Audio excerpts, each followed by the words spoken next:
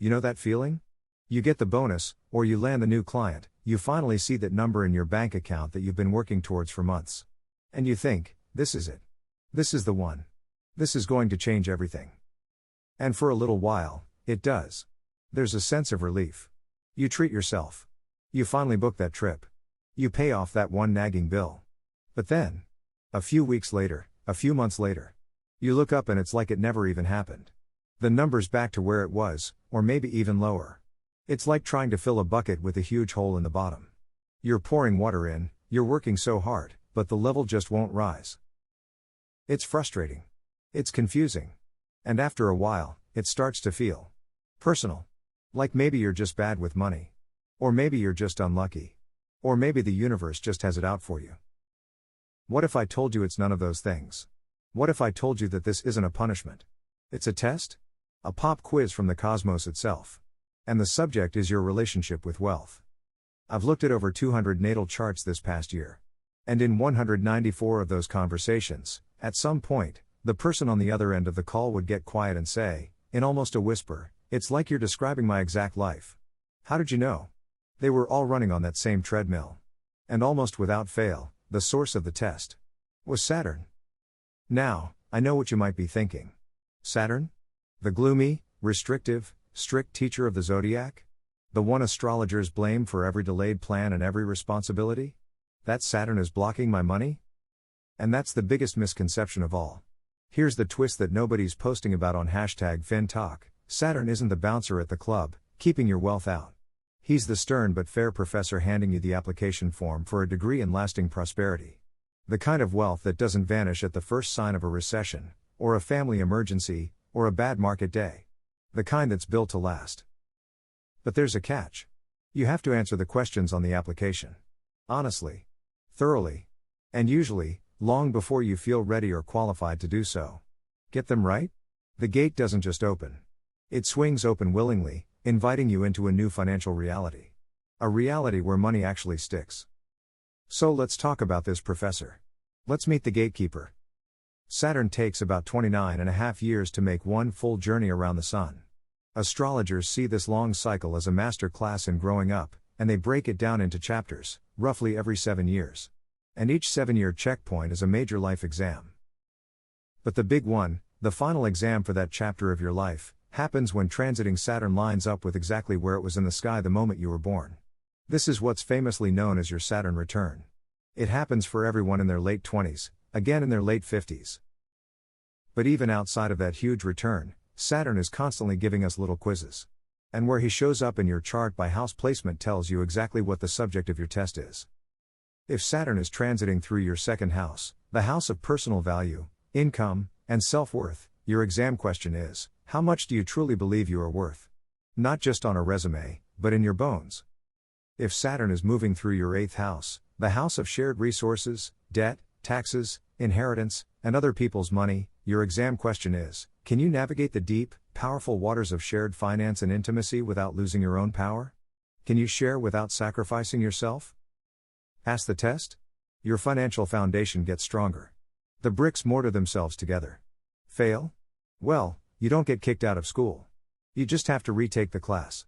And Saturn will keep giving you the same lesson, through different experiences, maybe a credit card debt that won't go away, a business partnership that feels stifling, a constant anxiety about not having enough, until you finally learn the material. So, what's on the exam? Saturn's application for wealth has 3 core questions. They're simple to ask, but they require real introspection to answer. Question 1, do you respect time? Saturn is the lord of time. He adores the long game. He's the opposite of a lottery ticket, he's a centuries-old oak tree. If your strategy is to chase the next viral crypto or meme stock, to try and get rich quick, Saturn will simply fold his arms and say, no. The gate stays shut. The trick to passing this question is almost embarrassingly simple. It's not glamorous. It's automation. It's setting up a transfer, whether it's $20 or $200, that moves from your checking account into a savings or investment account the very day after you get paid. You pay your future self first, before you even have a chance to think about spending it. You commit to a slow, steady, boring strategy of compounding. You leave the frantic, candlestick chart day trading to the insomniacs. You are playing a different game entirely. A longer game. Question 2. Do you own your numbers? This is about radical financial honesty. If I sat you down right now and asked, how much did you truly spend on eating out last month? Could you tell me within $50? Or would you have to guess? If you're guessing, Saturn calls that financial sloppiness. It's like trying to build a house without a tape measure. The practice here is to become intimately familiar with your cash flow. Not just once, but as a ritual. This means actually printing out your bank statement, or opening that spreadsheet, and going through it, line by line. Not with guilt, but with curiosity. Grab a highlighter and mark every single non-essential swipe. Every impulse buy, every subscription you forgot about, every I deserved it coffee that actually adds up to a car payment. Add it all up. Stare at that number. Once you can recite that total from memory, without flinching, without making excuses, that's when you'll earn a squeak of daylight through Saturn's gate. You've shown you're not afraid of the truth. And question 3, perhaps the most important, can you wait until the work is done? Saturn is violently allergic to hacks, shortcuts, and fake it till you make it. His philosophy is mastery. You must build the skill first, the real, tangible, valuable skill, whether it's coding, carpentry, copywriting, consulting, and then you cash the check. The universe will not give you lasting wealth for a performance. It will pay you for genuine competence. This means investing in yourself before you see the return. It means putting in the deliberate, focused, sometimes frustrating practice hours now, so that you can command a premium rate later. Just 10 high-quality, focused practice hours a month in your craft can literally add a zero to your hourly rate within a year.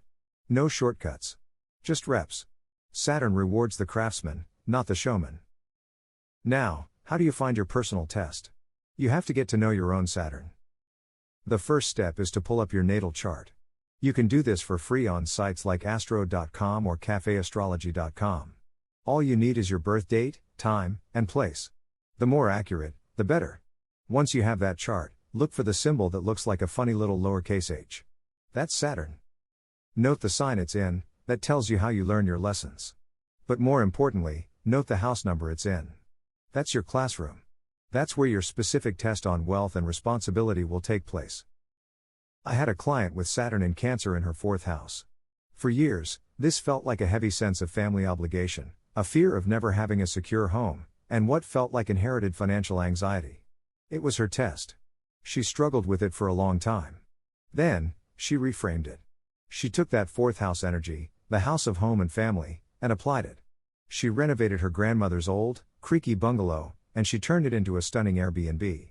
She took the very source of her financial fear, the family home, and transformed it into her biggest asset. Same Saturn. New plot twist. If you don't know your birth time, don't panic. You can still work with this. Without a birth time, the houses in your chart can't be accurately placed. So, as a powerful alternative, place your Saturn in the natural home of Capricorn, which is the 10th house of career, reputation, and public legacy. Your test is likely about building something of lasting value in the world and being recognized for your disciplined work. Then, also look at what planet Saturn is talking to. Is it making a hard aspect to Venus? Your test involves reconciling love and money. A soft aspect to Jupiter? You might have a helpful mentor who appears when you commit to the work. Okay, so you've found your Saturn. You know the 3 questions. How do you actually pass the test? Here's a practical playbook. Step A. Ritualize the budget. This isn't about deprivation. It's about reverence. For me, it's every Sunday morning. I make a coffee, I open the same, simple Google Sheet, and I light a cedar-scented candle. Saturn rules woods like cedar and oak, it grounds the energy. And I review the week. Not with judgment, but with the curious eyes of an archaeologist studying my own habits. This isn't a 5-minute task. It's a 20-minute ritual. And within 6 months of starting this practice, my emergency fund had tripled. Not because I was earning wildly more, but because my FOMO spending had nearly vanished. I was consciously choosing my future. Step B, skill compounding. Pick one money-making skill. Just one. Not 5. And commit to pushing it one certification, one course, one level of mastery higher before you allow yourself to be distracted by the next shiny opportunity. Those extra reps, that dedicated study, compounds faster than any stock market return. It's an investment in the one asset nobody can ever take from you, your own expertise. Step C, build a Saturn board of directors. You are not meant to figure this out alone. Saturn respects tradition and wisdom. Find 3 people. They should be older, calmer, and financially smarter than you.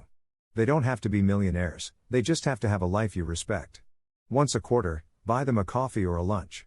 And ask them one powerful question: what would you do differently if you were my age? Listen. Take notes. They've already paid the tuition fees for the lessons they learned the hard way. You're just auditing the class for free. I followed those 200 chart owners I mentioned earlier. I watched them go through their first major Saturn transits.